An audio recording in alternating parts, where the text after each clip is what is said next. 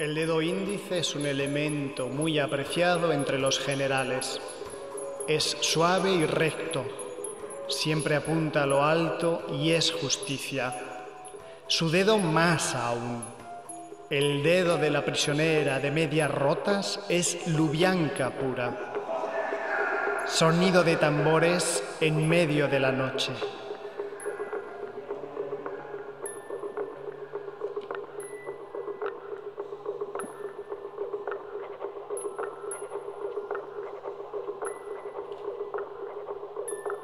Ellos prefieren a los que carecen de espina dorsal.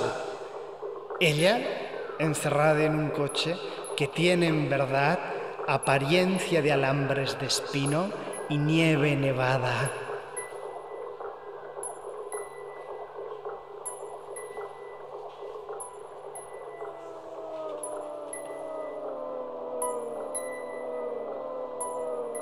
En el éxito de poseer al otro está la supervivencia, la suya, la de todos.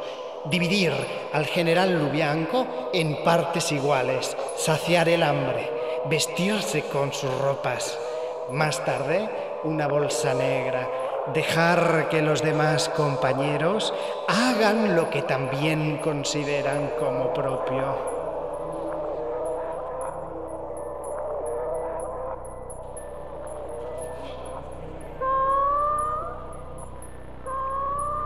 Volkov es un enamorado de la sutilidad. El día es eterno en las celdas de la Lubianka. El sueño dentro de los párpados cae como una losa que provoca descargas eléctricas. Los ruidos mecánicos, rítmicos, como una marcha militar, o la sinfonía de una cadena de montaje, se clavan dentro de los oídos y emprenden el camino sin retorno que conduce a la locura.